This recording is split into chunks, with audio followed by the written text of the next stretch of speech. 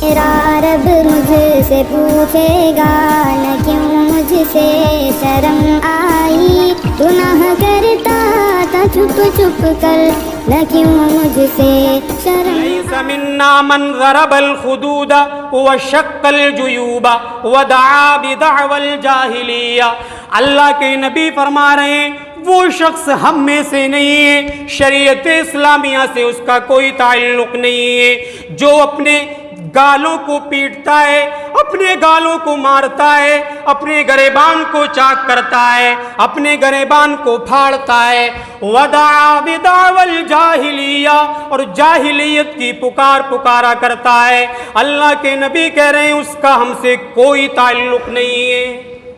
یہ نوحہ کرنا، یہ ماتم کرنا، یہ چیخنا چلانا اور طرح طرح کی خرافات کرنا، شریعت سے اس کا کوئی تعلق نہیں۔ حاضرین، محرم الحرام کے مہینے کو نہ صرف یہ امتیاز حاصل ہے کہ یہ اسلامی کیلنڈر کا سب سے پہلا مہینہ ہے، اسی سے سال نو یعنی نئے سال کی شروعات ہوتی ہے، اور اس مہینے کو ہجری سال کا سب سے پہلا مہینہ کہا جاتا ہے، بلکہ اس مہینے کو اللہ رب العالمین نے حرمت والا مہینہ قرار دیا ہے۔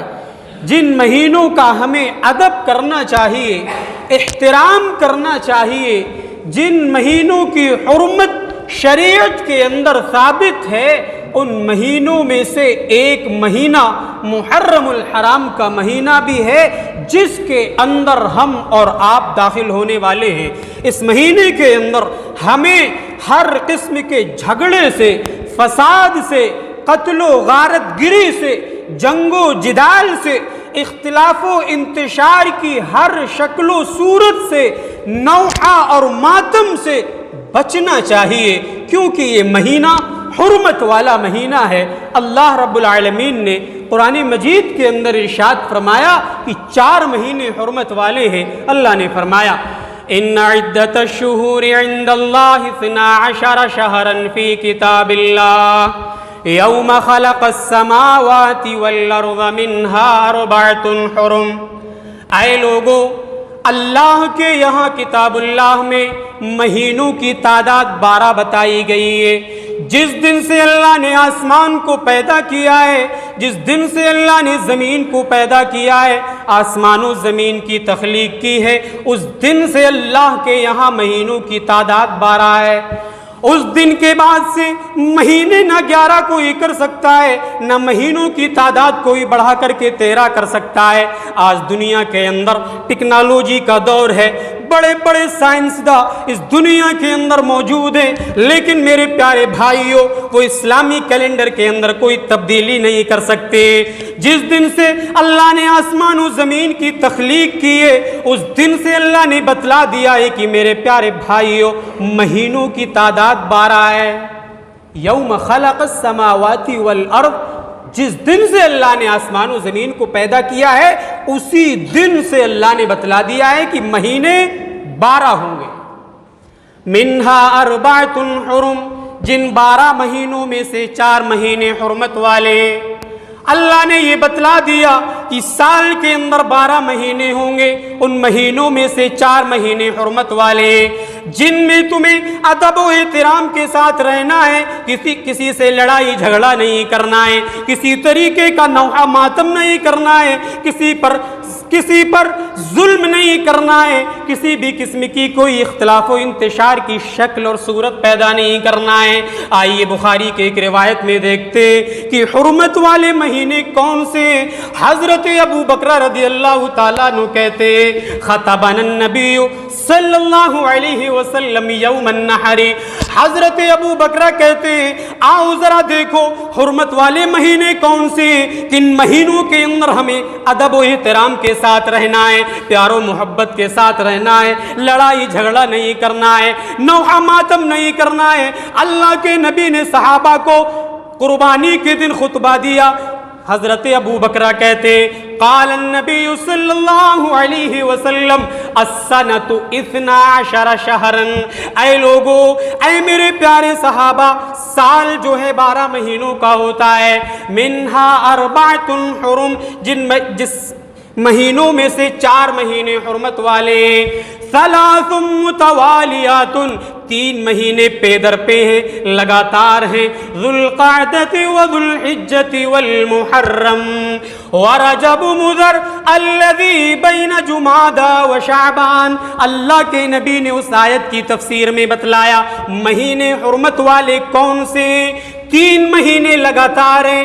اللہ کے نبی نے فرمایا ذو القعدہ، ذو الحجہ جس سے ہم اور آپ گزر رہے ہیں، اس کے بعد جو آنے والا ہے محرم کا مہینہ، اس کے بعد جمادی الاخر اور شعبان کے درمیان میں جو مہینہ آئے گا وہ مہینہ حرمت والا ہے۔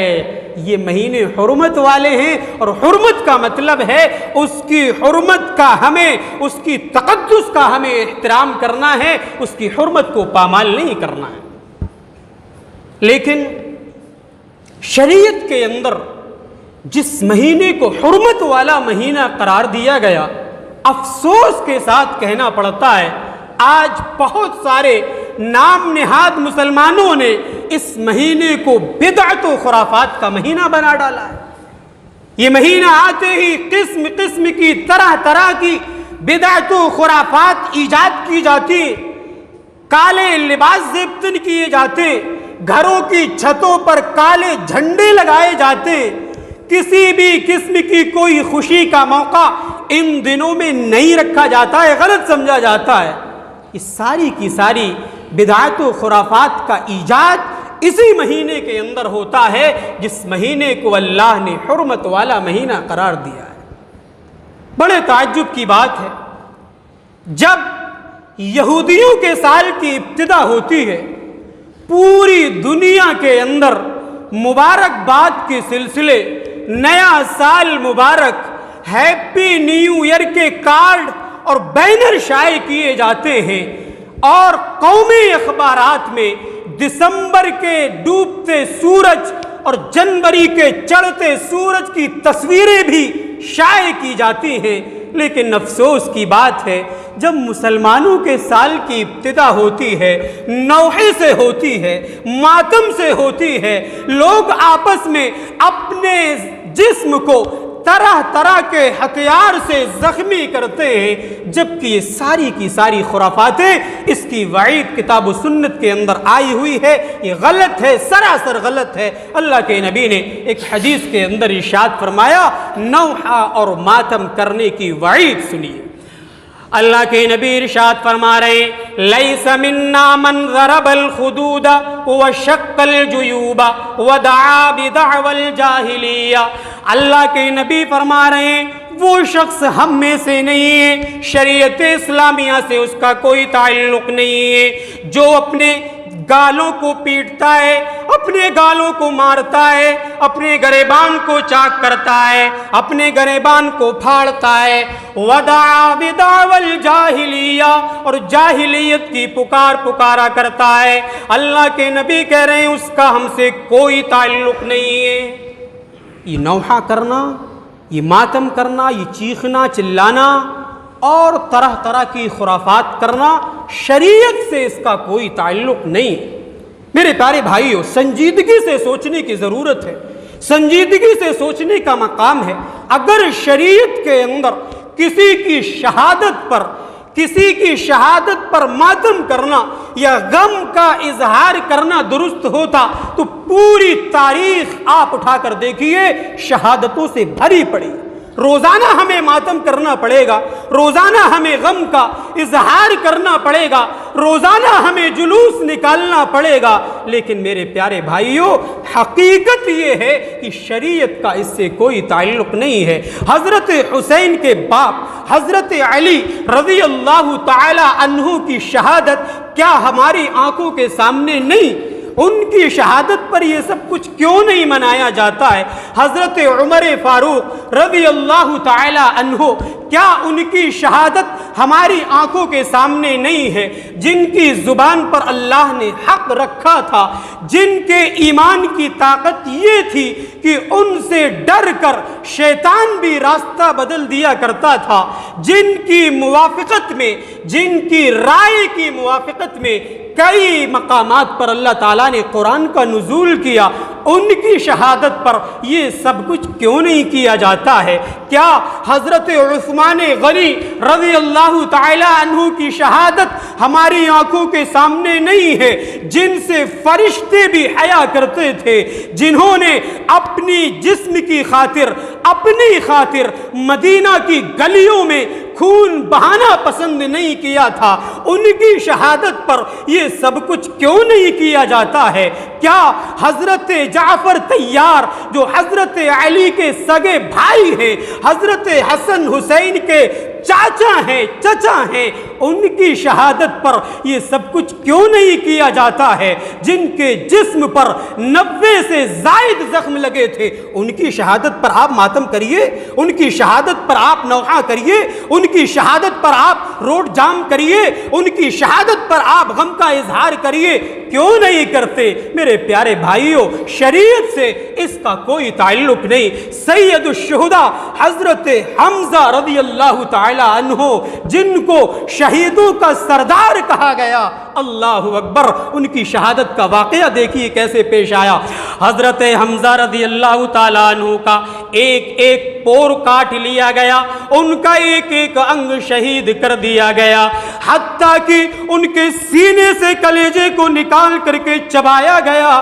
اللہ کے نبی جناب محمد رسول اللہ صلی اللہ علیہ وسلم حضرت حمزہ رضی اللہ تعالیٰ عنہ کی لاش کے سامنے کھڑے ہوئے۔ حضرت صفیہ رضی اللہ تعالیٰ عنہ کو معلوم پڑا کہ ان کے بھائی شہید ہو گئے، دوڑی دوڑی چلی آ رہی ہیں۔ اللہ کے نبی کی نظر حضرت صفیہ رضی اللہ تعالی عنہ کے اوپر پڑی۔ اللہ کے نبی نے کہا، اے میرے پیارے صحابہ، حضرت صفیہ آ رہی ہیں، حضرت حمزہ کی بہن آ رہی ہیں، ان کو وہیں روک دو، ان کو آگے آنے کی اجازت نہ دو، یہ اپنے بھائی کی یہ حالت کو دیکھ کر کے برداشت نہیں کر پائے گی، اس کو وہیں روک دو، آگے آنے نہ دو۔ حضرت حمزہ رضی اللہ تعالیٰ عنہ کی شہادت کا کتنا غضبناک اور کتنا خطرناک حادثہ پیش آیا کہ اللہ کے نبی نے کہا حضرت صفیہ کو آگے آنے نہ دو۔ عورتوں کی خاص طور سے یہ عادت ہوتی ہے کہ وہ کسی کی لاش کو دیکھ کر کے یا کسی کی وفات کی خبر سن کر کے اپنے آپ کو قابو میں نہیں رکھ پاتی ہیں، اس لیے اللہ کے نبی نے کہا صحابہ حضرت صفیہ رضی اللہ تعالی عنہ کو آگے آنے نہ دیا جائے۔ حضرت صفیہ رضی اللہ تعالی عنہ کہتی ہیں، اے اللہ کے نبی، مجھے آگے آنے کی اجازت دے دیجئے، میں اپنے بھائی کی لاش پر نوحہ کرنے نہیں آئی ہوں، میں اپنے بھائی کی لاش پر ماتم کرنے نہیں آئی ہوں، میں اپنے بھائی کو شہادت کی مبارکباد دینے آئی ہوں۔ جب قیامت کے دن ساری کی ساری بہنیں اپنے بھائی کی گردن اللہ کے دربار میں لے کر کے حاضر ہوں گی، تو میں اپنے بھائی کا ایک ایک پور لے کر کے اللہ کے دربار میں حاضر ہو جاؤں گی۔ اے اللہ کے نبی، میں نوحہ کرنے نہیں آئی ہوں، میں شہادت پر ماتم کرنے نہیں آئی ہوں، میں اپنے بھائی کو شہادت کی مبارکباد دینے آئی ہوں۔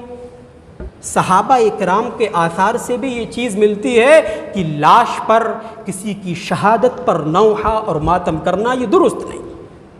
خود حضرت حمزہ رضی اللہ تعالی عنہ کی سگی بہن اللہ کے نبی کی پھوپھی حضرت صفیہ نے کیا جواب دیا؟ میں نوحہ اور ماتم کرنے نہیں آئی ہوں، میں چیخ و پکار کرنے نہیں آئی ہوں، میں گریبان کو چاک کرنے نہیں آئی ہوں، میں زور زور سے رونے نہیں آئی ہوں، بلکہ میں مبارکباد دینے آئی ہوں۔